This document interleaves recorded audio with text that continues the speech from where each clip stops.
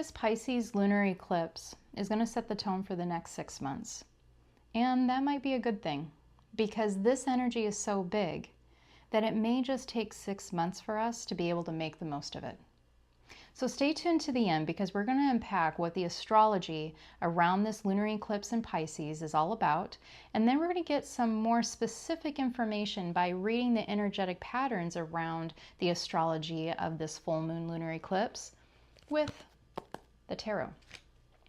So this Pisces lunar eclipse is on September 17th if you're in the United States, and if you're in Europe or in the East, it is on September 18th.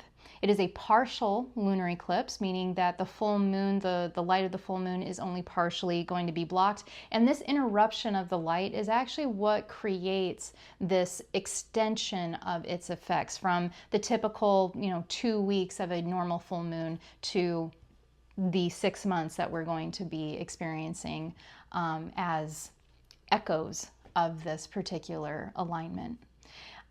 We are going into a new eclipse season, and this lunar eclipse is predating a solar eclipse that is going to be on October 2nd in Libra.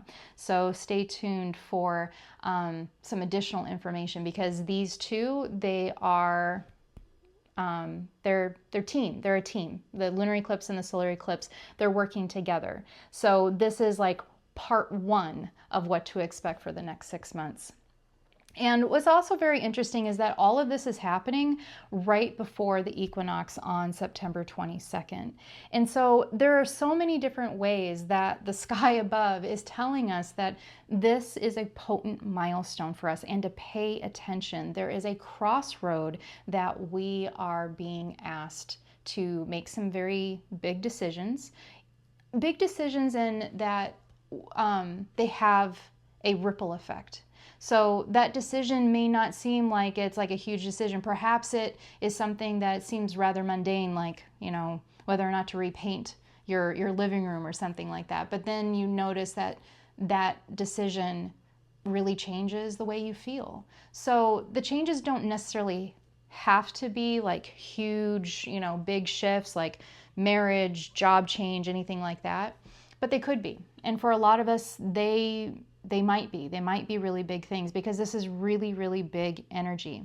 So the moon is in Pisces, and Pisces rules over the imagination, intuition, fantasy. It's big thinking, very spiritual kind of energy. It's all about spiritual connection. And then it's in opposition to the sun that's in Virgo.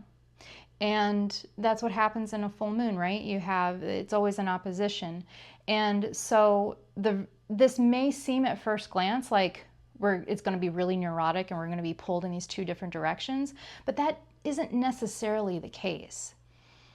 These two oppositions are actually complementary in this particular astrological alignment.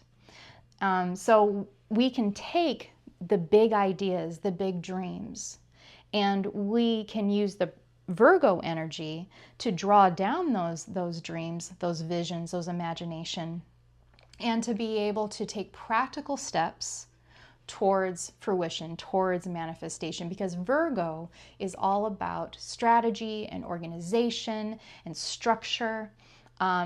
Virgo's gift is being able to take those big ideas, those big dreams, and be able to break it down and assimilate it into practical steps so that it doesn't feel so overwhelming to move forward towards big goals, aspirations, or dreams.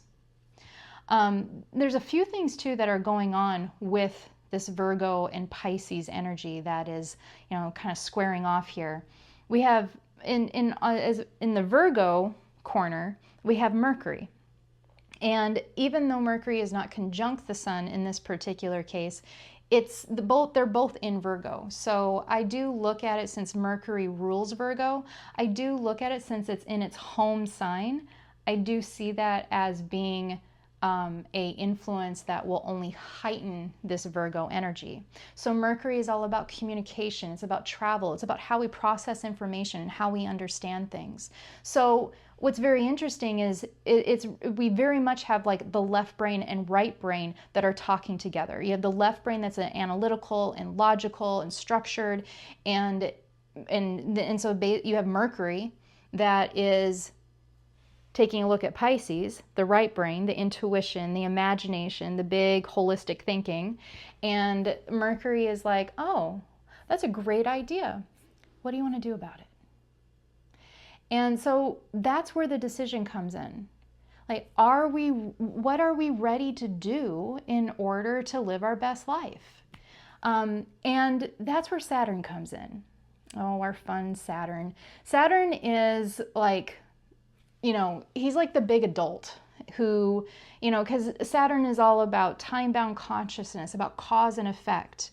And it's very much about cutting away the things that we don't need. And so because it's about cause and effect, because it's about karma, and it's in Pisces. So Saturn isn't necessarily comfortable in Pisces. That isn't like a place where it feels very warm and cozy. It's in murky waters when it's in Pisces.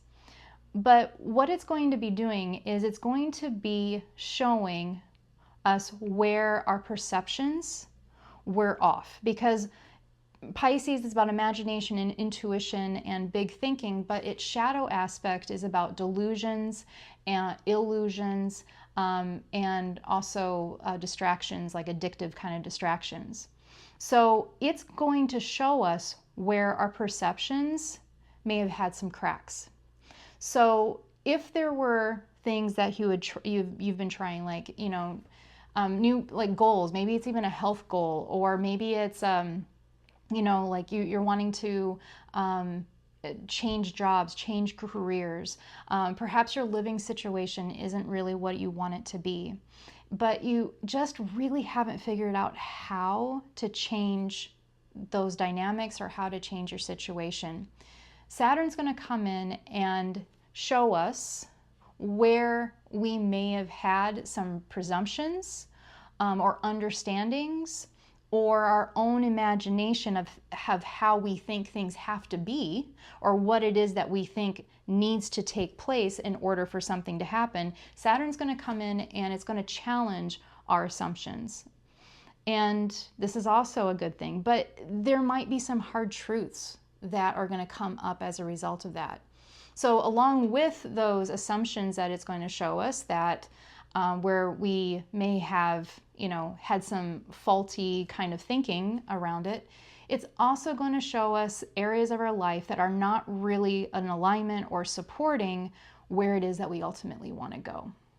Some of these things may be really surprising. For some of us, this stuff may have been completely in our blind spot, where we had no idea that relationship or that connection or that belief or habit or whatever it might be, we had no idea that it was affecting us as much as it was. For others of us, it may not come as a surprise. We may have known for a while that this was something that was definitely in our way, but we didn't really know what to do about it. So perhaps we put it on a shelf and we kind of hoped it would either just resolve itself, or that the answer would just come clear as to how to remedy that on its own. And that answer is coming. How to remedy it is coming, because that is that Virgo energy, is the how. So it's going to take all of this information and it is going to put it in its neat and tidy little step-by-step instructions, and we may not get all the steps up front, but we will be given at least the first step to 3 steps in order to start moving our momentum into the right direction. The other thing that Saturn may show us as well is where it is that we may need to just take lemons and make lemonade. So some of these things may be things that are just going to be difficult to do, difficult decisions, but they're going to be necessary. So this Saturn energy that's in Pisces, And this Virgo energy that's in opposition to Pisces is like this kind of tough love. It's like it's like, yeah, it's tough love. It's like a tough love, like a tough coach who is giving us the hard truths, but it is for our own good. It's for our own betterment. And if we take the opportunity to make these tough decisions, face our fears, face even grief, and to just do the hard thing that we know is healthiest for us, we're gonna be golden. The thing about, like, you know, we can take a look at this as either sacrifice or investment. So the things that we may have to let go of that might hurt, sacrifice, which is an interesting word because it comes from a Latin word that means to make sacred. An investment is like a transaction, right? Like we know that you have to give something to get something. So you're either investing your time, money, skill sets, whatever it might be, and in return, you're expecting something of value. And I think that in this particular lunar eclipse, we can combine these two. A sacrifice, a lot of times when people hear that word, it just feels like loss, right? But the investment can be sacred. So what if we took the energy of the sacredness of the sacrifice, but in this case, it's an investment because we're going to get something in return. We're going to get a better life. We're going to get more happiness. We're going to get more fulfillment. We're going to get healing as a result of this sacred investment of release, of doing a hard thing, of making a hard decision, of curbing a habit that no longer helps us, of doing the difficult task of perhaps reprogramming certain beliefs and perspectives that we know isn't necessarily true, but they feel innately part of us. All of those type of things are sacred acts where you're investing in a new version of you. So there may feel like an aspect of this, of the crumbling, but the analogy that's coming to me is from the tarot, where it's the relationship between the Tower card and the Star card. We have the Tower card, which is about the crumbling of certain foundations, the letting go of things that we might have at one point felt that we really needed. But then the Star card is the resurrection of that. The Star card will take all of the rubble of that, dissolving of the old structure, of the old ways, and we'll take a look at the rubble and be like, okay, what can I make out of this? Taking the lemons and making lemonade, taking the rubble of the tower and building whatever it is that you want. You can build a castle, you can build a fort, you can build whatever you want with that rubble. And that's where Pisces come in. Pisces is incredibly creative, and we have to have imagination in order to be resourceful. Because in part, this is also like a union between the adult version of us and our inner child. Pisces is that imaginative inner child, and Virgo is very much like the adult. If we're adulting too hard, then we can become very pessimistic. And when we're pessimistic, we're not resourceful because we will shut down options and opportunities just instinctively at face value without really giving them a fair shot, a fair shake. And the inner child, if it's all inner child and not enough adult, then everything is just kind of like up in the air, up in our head, but there's not enough structure to actually take all of that fanciful imagination and do anything with it. So this is very much a union between these two parts of ourselves. It's a union between the left brain and the right brain, the analytical brain and the imagination. It's a union between our adult self and our inner child. If we're strong enough and have a little bit of tenacity to do some tough things that Saturn and this Virgo energy is asking us to do, then Pisces is going to be able to come in and be able to create opportunities and possibilities that we may have never even considered were even possible. This is something where if we just put in this much effort, we'll get this much gain. Also, what's very interesting too is that this is another phase of this self-transformation renewal process that we've been in since July of 2023, when the North and South Node, when they changed, when they both changed signs. So the North Node went into Aries, the South Node went into Libra. And since then, we have been in this recreation, this renegotiation of the right of the self, the right of the individual versus the right of the collective or the community. And so this lunar eclipse is in alignment with the North Node in Aries at 7 degrees. 7 is the number of creativity. And so what that tells me is that this Piscean energy, because it's the lunar eclipse that's in alignment with the North Node, so it's the Pisces energy that's talking with the Aries energy. And Aries is all about the sovereign self.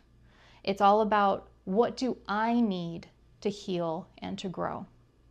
And so now we can start having another level of vision, of understanding, and of possibilities for ourselves. So one of the things to be very conscientious of as we start thinking about the solar eclipse is about relationships, because the solar eclipse is in Libra, which is all about relationships, and that one's going to be in alignment with the South Node, and the South Node is what we need to let go. This eclipse is about what it is we're moving towards, the North Node. So we're moving towards sovereignty. We're moving towards a healthy self-reflection. We're moving towards healing. What we're moving away from is connections that with anything, not just people, but connections with our work, connections with nature, connections, whatever it is that we are in relationship with too.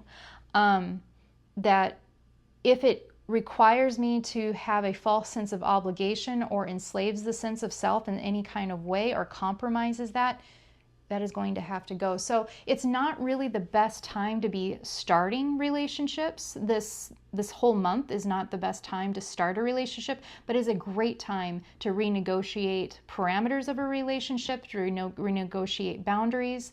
And also, if you're feeling like one of the things that are going to have to be let go is a relationship, there are going to be many folks that I think during this time who will make that final decision. So let's take a look. Anything else that I'm wanting to put in here? Oh, yes. Moon is sextiles both Pluto, that's at 29 degrees in Capricorn, and Uranus, that is at 27 degrees in Taurus. This is, in many ways, it is repeating a bit of like what Saturn's energy was having to say, because Uranus is about, it's about revolution. It's about coming in and just blowing it up and starting again. Like, it has no qualms about revolutionizing and transforming whatever it is that needs to be transformed. Pluto is about death and rebirth. So Pluto is, if the Tower card is Uranus, then Pluto is the mechanism that allows us to take that rubble and create something new. And so what these sextiles are saying is that you don't have to accept your circumstances, that you are a divine creator, and it is reminding us that God is not something that's separate from us, however it is you understand what that energy is. The universe, source, God, whatever it is that you call it, it is not separate from us. It is within us. We are a reflection of that. And because of that, we are meant to be divine creators. And that is what one of the things that we are here to learn is how that mechanism works, how that process works. So if you are in circumstances where you have been so jaded that you have given up on that, now's the time to renew your spirit. Now's the time to revisit yourself and ask yourself, what is it that you're willing to let go of in order to be the happiest, most fulfilled, and healthy version of you that your soul, your spirit, and actually all of you absolutely deserves. All right, so let's take a look and see more specifically how we can use this lunar eclipse on September 17th and 18th in Pisces to serve our best and highest good. Hello.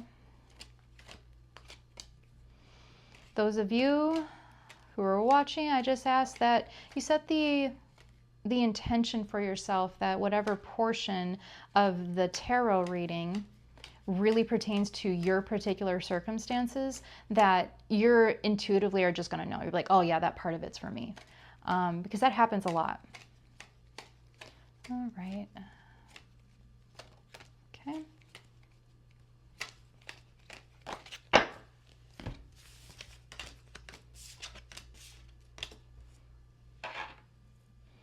All right, so the one that just kind of popped out of the deck and came up face up is the Knight of Swords reversed. So this to me, because the swords is very, it's kind of reflecting, because the swords is about intellect and it's about understanding. It's associated with the air element. So this is very much about that Mercury energy, that Virgo kind of understanding. And because it is upside down, by the way, when cards are upside down, it doesn't necessarily mean it's bad.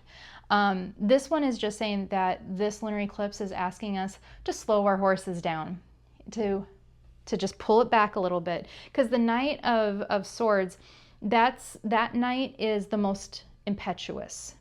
It'll like just charge on in, sometimes, act before it thinks.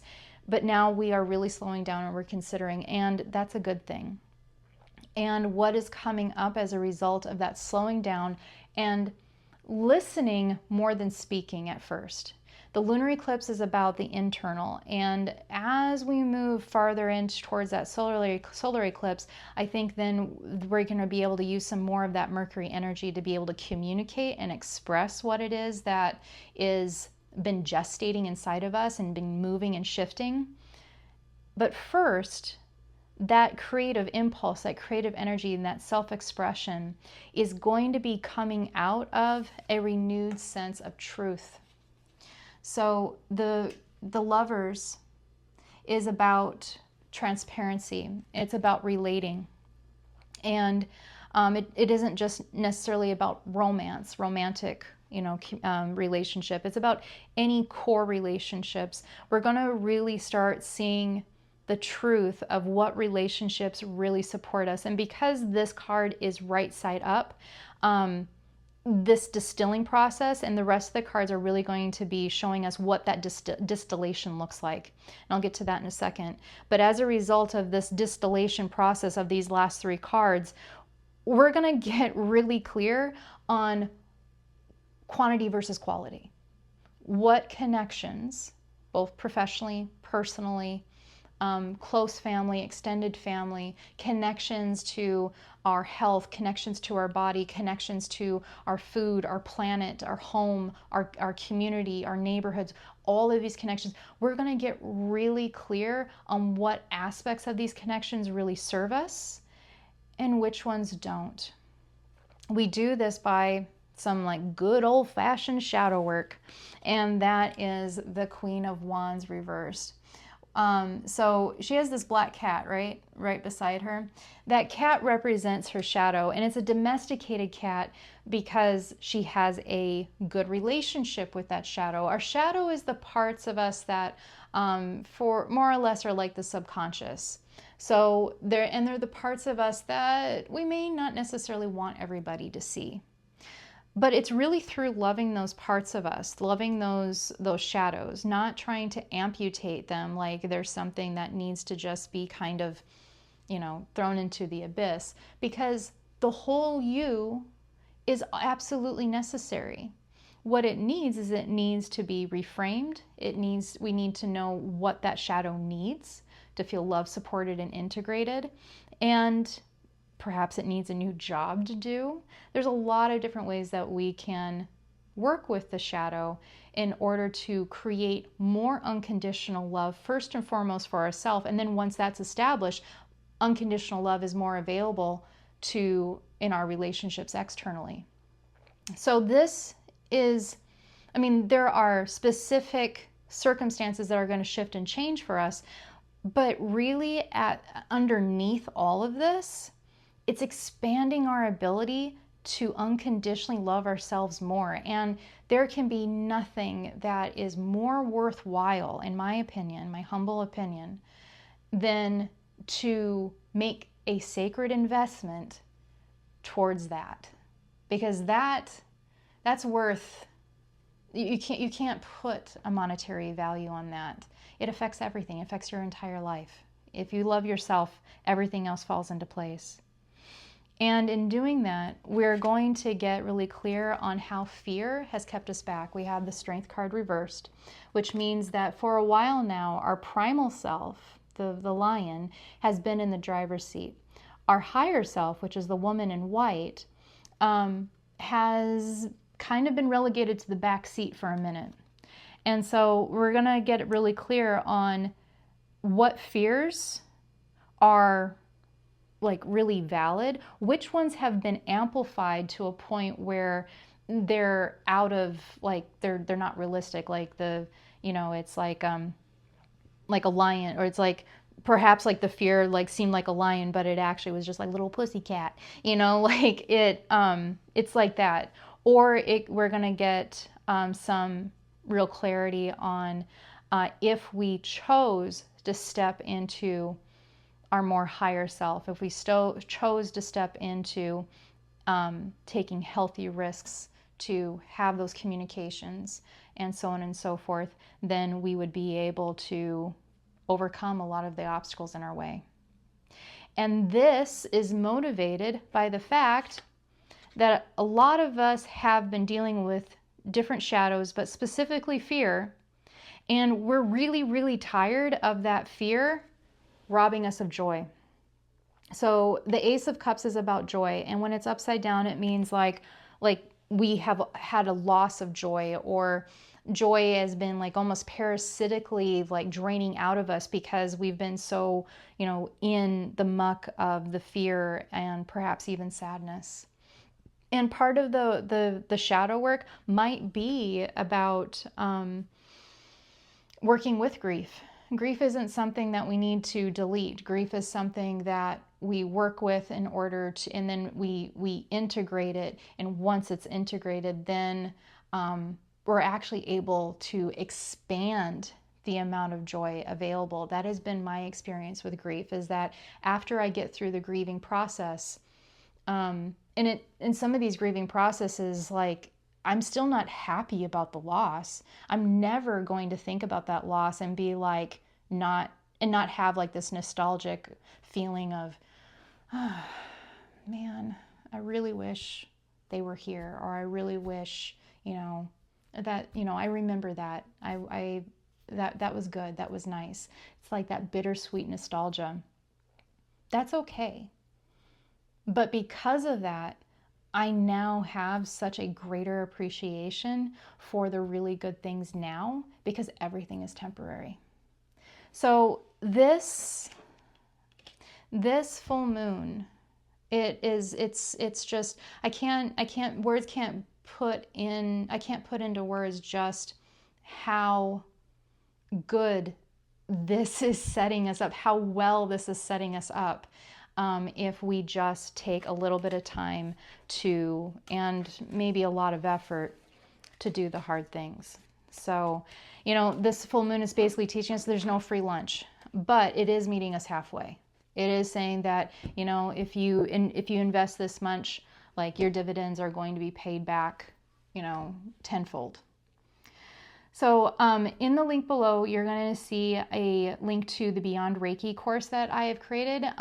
The registration is closing very shortly. And also take a moment to take a look at the solar eclipse video. And I look forward to seeing you all back here in a couple weeks. And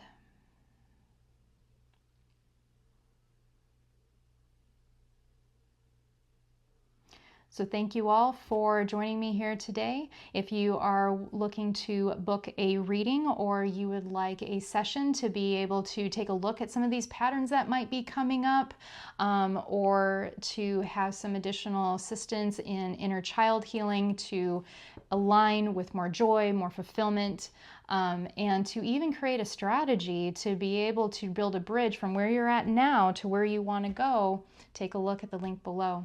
All right, folks, I look forward to seeing you back here in a couple weeks where we're going to take a look at this solar eclipse. The roller coaster ride, it ain't done. And honestly, it's not going to be done for a while. So I am going to be making a video here towards the end of the year on like what to expect for 2025, because it's a big year, folks. Huge. So, all right, I'll see you back here in a couple weeks. Thanks. Bye-bye.